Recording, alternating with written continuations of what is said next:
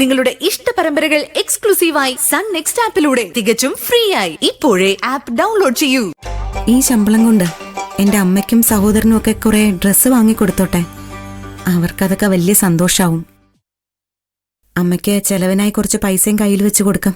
C നിധി, നിധി ജോലി ചെയ്ത് പണം ഉണ്ടാക്കുന്നുണ്ടെങ്കിൽ അത് നിധിയുടെ ഇഷ്ടത്തിന് ചെലവാക്കാൻ വേണ്ടിയുള്ളതാണ്. അതിനെന്തിനാ കമ്പനി ബോസായി എന്റെ അനുവാദം ചോദിക്കുന്നത്? അതല്ല സർ, എനിക്ക് ഓഫീസിൽ നിന്ന് കുറച്ച് നേരത്തെ ഇറങ്ങണമായിരുന്നു. അതിനുള്ള പെർമിഷനും കൂടി സാറൊന്ന് തരണം. നേരത്തെ ഇറങ്ങണമെന്ന് പറഞ്ഞാൽ? ഇപ്പോഴെങ്കിലും പോണം സർ. എന്നാലേ വീട്ടിൽ പോയി അമ്മയും ബ്രദറിനെയൊക്കെ കണ്ടിട്ട് എനിക്ക് എന്റെ ഹസ്ബൻഡിന്റെ അടുത്തേക്ക് പോകാൻ പറ്റും. പുള്ളി വീട്ടിൽ വരുമ്പോ വീട്ടിൽ ഞാനില്ലെങ്കിലേ പുള്ളിക്കത് ടെൻഷൻ ആവില്ലേ? എങ്കിൽ പിന്നെ ഹസ്ബൻഡ് ഫ്രീ ആവുമ്പോ പുള്ളിക്കാരനെ കൊണ്ട് പോയാ പോരെ? അതല്ലേ കുറച്ചുകൂടെ ഭംഗി. അയ്യോ, ഹസ്ബൻഡ് നല്ല ജോലി തിരക്കുള്ള ആളാണ്. പുള്ളി എന്തിനാ ഞാൻ ഇതിനൊക്കെ ബുദ്ധിമുട്ടിക്കുന്നേ? ഞാൻ തനിച്ചു പൊയ്ക്കോളാം.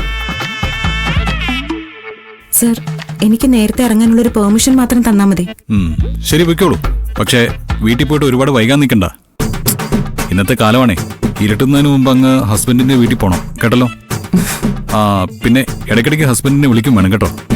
അത് ഞാൻ വിളിക്കേണ്ട കാര്യമൊന്നും ഇല്ല സർ. അരമണിക്കൂർ ഇടവിട്ട് പുള്ളിക്കാരൻ തന്നെ വിളിച്ചോളും. വലിയ ശല്യാണെന്നേ.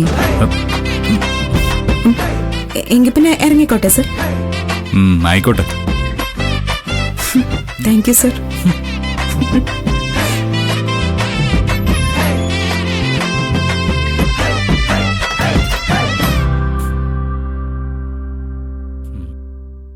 ഗൗതമേട്ടാ,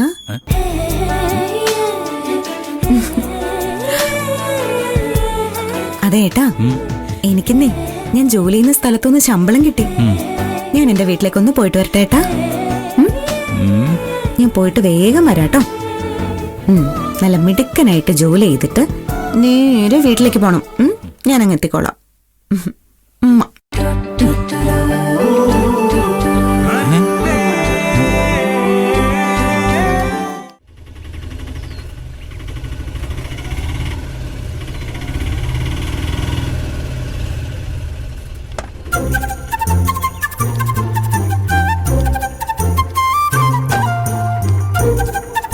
ചേട്ടാ,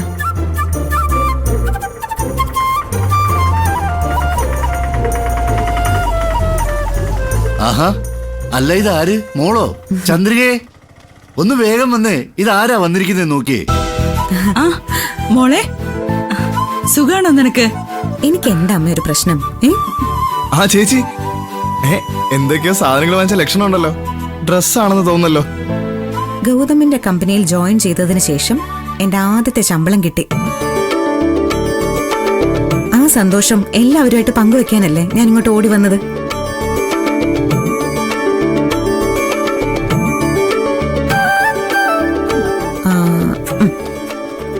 ഇതെന്റെ അമ്മയ്ക്കൊരു സാരിയാ. അയ്യോ, ഇത് അമ്മാവന്. ഇതിനകത്തെ അമ്മാവനുള്ളൊരു മുണ്ടും ഷർട്ടുവാ. എന്തിനാ മോളെ എനിക്കും വാങ്ങിയത്? വേണ്ടിയിരുന്നില്ല. ഇത് എന്റെ ഒരു സന്തോഷല്ലേ. ഇവർക്ക് ആർക്കും ഇല്ലെങ്കിലും അമ്മാവന് വാങ്ങിത്തരണം. അത്രയ്ക്ക് കടപ്പാടുണ്ട് എനിക്ക്.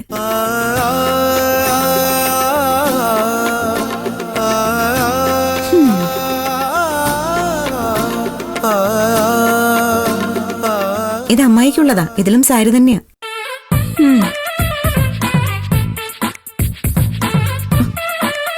അയ്യേ, ഇത് കണ്ടിട്ട് പഴന്തുണി പോലെ ഇരിക്കുന്നെ. ഒറ്റ ഉടുപ്പിന് പണി കഴിയുമെന്നാ തോന്നുന്നത്. അമ്മായി, നല്ല കൂടിയ വിലയുള്ള സാരിയാണിത്. അമ്മയ്ക്ക് വാങ്ങിയതിനേക്കാളും കൂടിയ വിലയുള്ള സാരിയാ അമ്മായിക്ക് വാങ്ങിയത്. ഓ, ഞാൻ എന്തായാലും ഈ സാരിയും കൊണ്ട് കടയിൽ പോയി ഇതിന്റെ വിലയൊന്നും അന്വേഷിക്കാൻ പോകുന്നില്ലല്ലോ. എല്ലാ ഇലയിലും വിളമ്പുന്ന കൂട്ടത്തില് എന്റെ ഇലയിലും വിളമ്പിന്ന് കാണിച്ചിട്ടങ്ങ് പോയി. അങ്ങനെ കരുതിയാ മതി. എന്തിനാ രേണുക ഇങ്ങനെ? നിനക്ക് ഈ രീതിയിലല്ലാതെ മര്യാദയ്ക്ക് സംസാരിക്കാൻ അറിയില്ലേ? ഓ, ഉള്ളത് പറയുമ്പോ എല്ലാവർക്കും മര്യാദ കേടായിട്ട് തോന്നും. ചേച്ചി വെറുതെ വഴക്കിടാൻ നിൽക്കാതെ എന്റെ കാര്യത്തിലേക്ക് വാ. ഈ ഇരിക്കുന്ന കവർ എനിക്കുള്ളതല്ലേ? പിന്നല്ലാതെ വേറെ ആർക്കാടാ? നല്ല ഉഗ്രൻ ജീൻസും ടീഷർട്ടും ആണ് ഇതില്. താങ്ക് യു ചേച്ചി. ഇത് എനിക്ക് കിട്ടിയ ശമ്പളത്തിന്റെ ഒരു വിഹിതം. ഇത് അമ്മയ്ക്കുള്ളതാ. വേണ്ട മോളെ, ഇത് നീ തന്നെ വെച്ചേക്ക്. നീ അധ്വാനിച്ചുണ്ടാക്കിയ പണ അതില് കുറച്ച് നീ ഡ്രസ്സൊക്കെ വാങ്ങിച്ചു തീർക്കുകയും ചെയ്തു. ഇതിനി നിന്റെ ആവശ്യങ്ങൾക്ക് കയ്യിൽ തന്നെ ഇരുന്നോട്ടെ മോളെ. അതൊന്നും പറ്റില്ല. എനിക്ക് വേറെ ആവശ്യങ്ങളൊന്നും ഇല്ലമ്മേ. എന്നും അമ്മാവന്റെ ചെലവിൽ തന്നെ കഴിയാൻ പറ്റുമോ?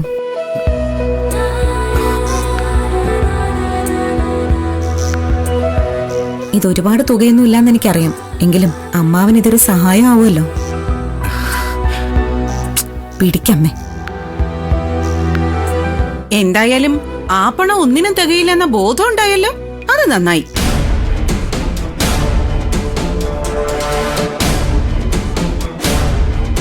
ഇടയ്ക്ക് എവിടെയോ ഒരു ടീച്ചർ പണിക്ക് പോയി. അന്ന് ഇതുപോലെ കുറെ ഷോയൊക്കെ ഉണ്ടായിരുന്നു. ഇപ്പൊ 10 പൈസ കയ്യിൽ കിട്ടിയപ്പോ അടുത്ത ഷോയും കൊണ്ട് ഇറങ്ങിയിരിക്കുക.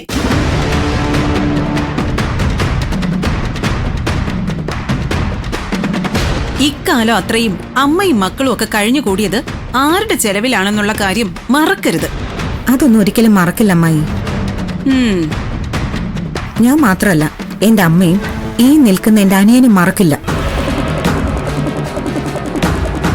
ഞങ്ങൾ ജീവനോടെ ഇരിക്കുന്നുണ്ടെങ്കിൽ അത് ഈ നിൽക്കുന്ന അമ്മാവന്റെ ഔദാര്യം കൊണ്ട് മാത്രമാണ്. മോളെ, നീ അത് വിട്. നീ എന്തെങ്കിലും കഴിച്ചായിരുന്നോ? അമ്മാവൻ ക്ഷമിക്കണം. ഞാൻ അമ്മായിയോട് വായിക്ക് വായി മറുപടി പറഞ്ഞതൊന്നുമല്ല. ഇപ്പൊ ഈ പണം അമ്മയ്ക്ക് കൊടുത്തത് ഞാൻ വലിയ വരുമാനക്കാരിയായെന്നുള്ള ഹുങ്ക് കാണിക്കാനുമല്ല. എന്നാൽ കഴിയുന്ന ഒരു സഹായം, അത്രേ ഉള്ളൂ. ചേച്ചി, ഞാൻ ചേച്ചിയോട് ഒരു സഹായം ചോദിക്കാതിരിക്കായിരുന്നു. എന്താടാ, നിനക്ക് പൈസ വല്ലതും വേണോ?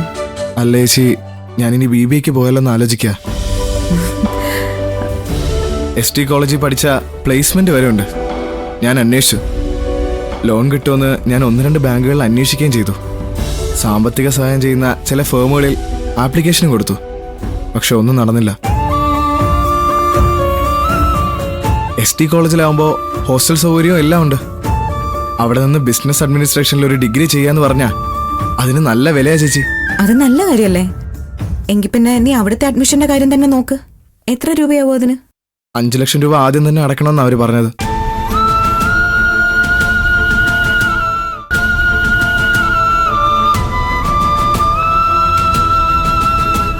ഈ കോഴ്സ് ചെയ്ത ക്യാമ്പസ് ഇന്റർവ്യൂവിൽ തന്നെ ജോലി കിട്ടും, അത് ഉറപ്പാ. എടാ, നീ പറയുന്നതൊക്കെ ശരിയാ. പക്ഷെ പെട്ടെന്ന് 5 ലക്ഷം രൂപ ഉണ്ടാക്കാന്നൊക്കെ പറഞ്ഞ അത് നടക്കുന്ന കാര്യമാണോ? ചേച്ചി കൂടി കൈമലർത്തിയാ ഞാൻ പിന്നെ എന്ത് ചെയ്യും? എനിക്ക് വേറെ ഓപ്ഷൻ ഇല്ല ചേച്ചി. ഞാൻ വേറെ ആരോട് ചോദിക്കാനാ? അതല്ലടാ, എന്റെ കയ്യിൽ ഇല്ലാത്തത് കൊണ്ടല്ലേ ഞാൻ പറഞ്ഞത്. ഉണ്ടെങ്കിൽ ഞാൻ നിന്നെ സഹായിക്കാതിരിക്കൂ? ചേച്ചിയുടെ കയ്യിൽ കാണില്ലെന്ന് എനിക്കറിയാം. പക്ഷെ ഗൗതം ചേട്ടന്റെ കയ്യിൽ കാണുമല്ലോ. ചേച്ചിക്ക് ചോദിക്കാൻ ബുദ്ധിമുട്ടാണെങ്കിൽ ഗൗതമേട്ടനെ ഞാൻ വിളിക്കാം. ഞാൻ വിളിച്ച് ചോദിക്കാം. വിളിക്കല്ലേ. ഗൗതമിനോടൊന്നും പണം ചോദിക്കരുത്. ചേട്ടനോട് ചോദിച്ചാൽ ചേച്ചിക്ക് എന്താ കുഴപ്പം? പഠിച്ചു കഴിഞ്ഞാൽ എനിക്ക് എവിടെയെങ്കിലും ജോലി ആവുമ്പോ ഞാൻ തന്നെ തിരിച്ചു കൊടുത്തോളാം. അതുവരെ നോക്കു മോനെ, ഗൗതം മോൻ നമ്മുടെ കുടുംബത്തിനെ ഒരുപാട് സഹായിക്കുന്നുണ്ട്. എന്നുവെച്ച് ഓരോരോ ആവശ്യങ്ങൾ പറഞ്ഞ് ബുദ്ധിമുട്ടിക്കാൻ പാടില്ല. ചേച്ചി പറയുന്നതിൽ കാര്യമുണ്ട് നിഖിൽ. ഗൗതം ഈ വീട്ടിലെ മരുമകനാ. പണം പണം എന്നൊക്കെ പറഞ്ഞ് കൂടെ കൂടെ ബുദ്ധിമുട്ടിക്കുന്ന മോശമല്ലേ? ചോദിച്ചാ ഗൗതം പണം തരാതിരിക്കില്ല. പക്ഷേ ഗൗതമിനെ ഒരു കറവ പശു ആക്കിയെന്ന് ഗൗതമിന് തന്നെ തോന്നാൻ പാടില്ലല്ലോ. അമ്മ ഒന്നും മിണ്ടായിരുന്നേ. അമ്മയ്ക്ക് 5ന്റെ പൈസ സഹായിക്കാൻ പറ്റില്ല. ഞാനൊരു നല്ല വഴി പറഞ്ഞാ അത് സമ്മതിക്കില്ല എന്ന് പറഞ്ഞാ എന്തോന്നാടാ ഇത്? നീ എന്തൊക്കെയാ വിളിച്ചു പറയുന്നത്? നിധി പറയുന്നൊന്നും മനസ്സിലാവുന്നില്ല നിനക്ക്? ആങ്ങളെ പഠിപ്പിക്കാനെന്നും പറഞ്ഞ് ഇവള് ചെന്ന് ഇവളുടെ ഭർത്താവിനോട് പണം ചോദിക്കുന്നത് നാണം കിട്ട ഏർപ്പാടല്ലേ? നിഖിലേ, തൽക്കാലം നീ വേറെ ഏതെങ്കിലും ഒരു ചെറിയ കോഴ്സിന് ചേര്. ചേച്ചി പതുക്കെ എന്തെങ്കിലും ഒരു വഴി ഉണ്ടാക്കാം. ചേച്ചി ഒരുപാട് വഴികളൊന്നും ഉപദേശിച്ച് ബുദ്ധിമുട്ടണ്ട. സഹായിക്കാൻ വയ്യെങ്കിൽ അതങ്ങ് പറഞ്ഞാൽ മതി. പഠിക്കാനുള്ള വഴി ഞാൻ നോക്കിക്കോളാം. ഇനി എനിക്ക് എന്തെങ്കിലും ആവശ്യമുണ്ടെന്ന് പറഞ്ഞ് ഞാൻ ചേച്ചിയുടെ മുന്നിൽ വന്ന് യാചിക്കുമെന്ന് ചേച്ചി കരുതണ്ട. അമ്മ ഇപ്പൊ ചോദിച്ചത് തെറ്റായി പോയെന്നാ എനിക്ക് തോന്നുന്നേ.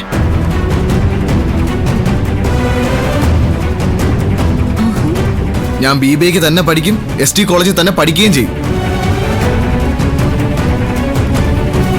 അതിനുള്ള വഴി ഞാൻ എങ്ങനെയെങ്കിലും ഉണ്ടാക്കിക്കോളാം. മേലിൽ എന്റെ ഒരു കാര്യം അന്വേഷിച്ച് വന്നേക്കരുത്. എടാ മോനെ, ഒന്ന് പോയേച്ചി.